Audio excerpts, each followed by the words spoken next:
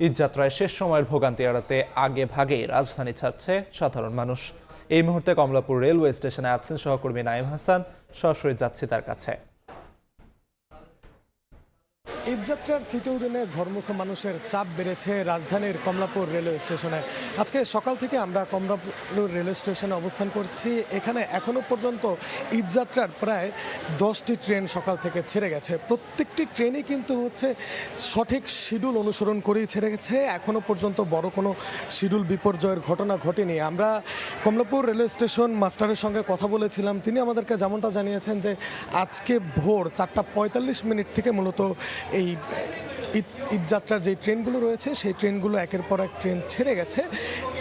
এখনো পর্যন্ত যেহেতু কোথাও কোনো দুর্ঘটনা বা অনাকাঙ্ক্ষিত ঘটনা ঘটেনি, সে কারণে কোনো শিডিউল বিপর্যয়ের ঘটনা ঘটেনি। স্টেশন মাস্টার আমাদেরকে আরও জানিয়েছেন যে যদি কোনো দুর্ঘটনার মতো ঘটনা না ঘটে থাকে তাহলে ঈদ পরবর্তী আরও যেই ট্রেনগুলো রয়েছে আজকে সারাদিনে প্রত্যেকটি ট্রেনই শিডিউল অনুসরণ করেই ছেড়ে যাবে। এছাড়াও আমরা আজকে সকাল থেকে এখানে দেখেছি যে আজকে যেহেতু ঈদযাত্রার তৃতীয় দিন চলছে, সকাল থেকেই কিন্তু যাত্রীদের যথেষ্ট চাপ রয়েছে কমলাপুর রেল স্টেশনে।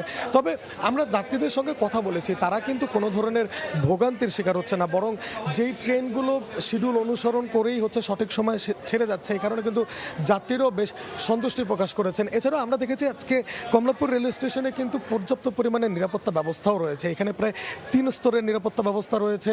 কোনো যাত্রী বা কোনো সাধারণ মানুষকেও কিন্তু টিকিট ছাড়া কমলাপুর রেল স্টেশনে প্রবেশ করতে দেওয়া হচ্ছে না। তবে সচরাচর ঈদ যাত্রা বলতে আমরা যেমনটা বুঝি যে কমলাপুর রেলওয়ে স্টেশনে যাত্রীদের প্রচুর পরিমাণে চাপ থাকবে, তেমনটা কিন্তু খুব নেই, সেটাও আমরা বলতে পারি। কারণ যেহেতু সরকারি ছুটি এবার খুব বেশি রয়েছে, এছাড়াও ঈদের আগেই রমজানের শুরুর দিকেই স্কুল বা কলেজে বিশ্ববিদ্যালয়গুলো বন্ধ করে দেওয়া হয়েছে। এ কারণে ধাপে ধাপে আমরা দেখেছি যে যাত্রীরা কিন্তু ঢাকা ত্যাগ করছে। ঢাকা ত্যাগ করে তারা কিন্তু তাদের যে পরিবার বা আত্মীয় স্বজন যাদের সঙ্গে তারা ঈদ উদযাপন করতে যাবে, তাদের সঙ্গে কিন্তু ঈদ উদযাপন করতে নির্দিষ্ট গন্তব্যে পৌঁছানোর চেষ্টা করেছে। আমরা যাত্রীদের সঙ্গে কথা বলেছি, তারা বলেছেন যে এই যে ধাপে ধাপে ছুটি হওয়ার কারণে কিন্তু তারা অনেক আগেই ঢাকা ত্যাগ করতে পারছেন। এছাড়া আমরা কমলাপুর স্টেশন মাস্টার ও ম্যানেজারের সঙ্গেও কথা বলেছি, তারা আমাদেরকে যেমনটা জানিয়েছেন যে ঈদে এবার যে 5 জোড়া বিশেষ ট্রেনের সরকার ব্যবস্থা করেছে, এই 5 জোড়া বিশেষ ট্রেনের ব্যবস্থা করার কারণেও কিন্তু